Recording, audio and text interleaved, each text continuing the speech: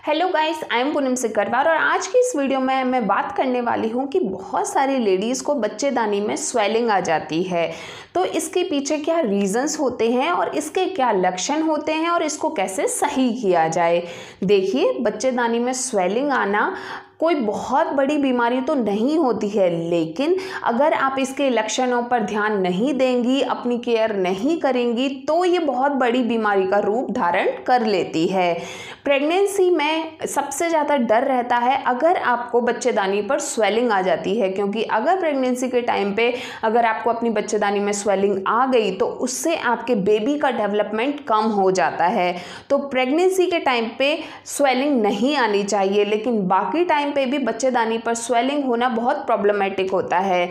तो आज की इस वीडियो में मैं आपको ऐसे लक्षणों के बारे में बताने वाली हूं जिनसे आप पहचान पाएंगी कि आपको बच्चेदानी में स्वेलिंग आई है या नहीं आई है। तो जो सबसे पहला लक्षण है वो ये है कि आपके पेट में दर्द होना। सेकंड है कि आपको बहुत ज़्यादा वेजाइनल डिस्चार्ज होना, अनवांटेड भी आपको डिस्चार्ज हो सकता है। जो थर्ड थिंग है वो ये है कि आपको पेट के नीचे पल्विस एरिया जो है वहाँ पर एक्सेस पेन होना। इसके अलावा आपको पीरियड्स में बहुत ज़्यादा पेन होना, आपको बहुत ज़्यादा बुखार और सर्दी लगना। ये कुछ ऐसी चीज़ें हैं जिनसे पता चलता है कि आपको आपकी बच्चेदानी पर स्वेलिंग आई है। और कभी कभी ऐसा होता है कि जब आपकी बच्चेदानी पर बहुत स्वेलिंग आती है तो आप टॉयलेट जाते हो, उस टाइम पे भी आपको बहुत जलन होती है। तो ये सारी ही चीज़ें बताती हैं कि आपको बच्चेदानी पर स्वेलिंग हो सकती है।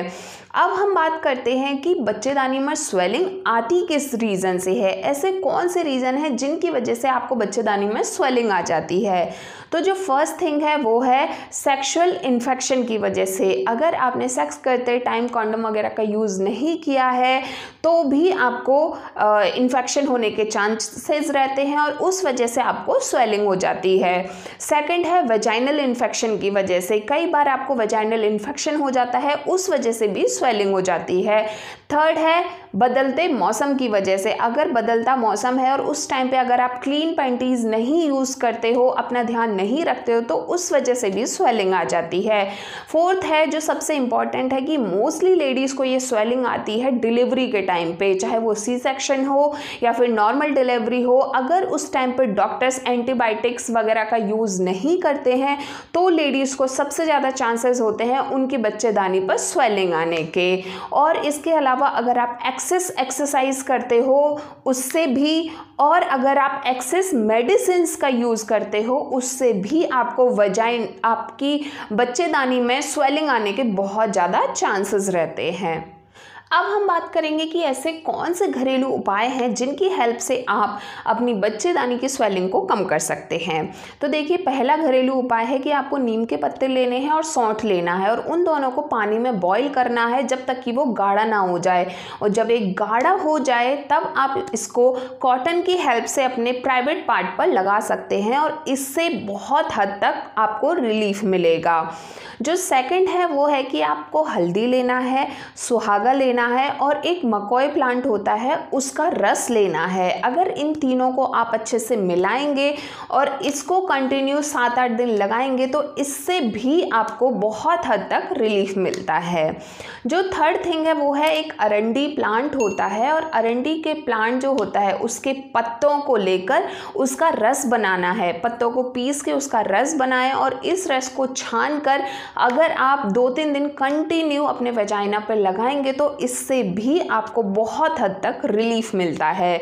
तो ये 3 घरेलू उपाय हैं, इनमें से आप किसी भी एक उपाय को कंटिन्यू 5-10 दिन करके देखें तो इससे आपको बच्चेदानी पर स्वेलिंग कम हो जाती है। और कुछ प्रिकॉशंस हैं, जैसे कि आप हमेशा कॉन्डम का यूज़ करें। अगर आपको ऐसा लग रहा है कि मुझे स्वेलिंग आ गई है, आप अपने प्राइवेट पार्ट को हमेशा क्लीन रखें। आप वी वॉश का यूज़ कर सकते हैं। और अगर आपकी डिलीवरी होने वाली है तो आप एक बार डॉक्टर को भी बोल दें कि वो एंटीबायोटिक्स वगैरह का यूज़ करें जिससे आपको बच्चेदानी पर स्वेलिंग की प्रॉब्लम ना आए। और अगर आपकी स्वेलिंग घरेलू उपचारों से सही ना हो तो आप डॉक्टर को ज़रूर कंसल्ट करें, क्योंकि वो ऐसी मेडिसिन देंगे जिनसे बहुत जल्दी आपको रिलीफ मिल जाएगा।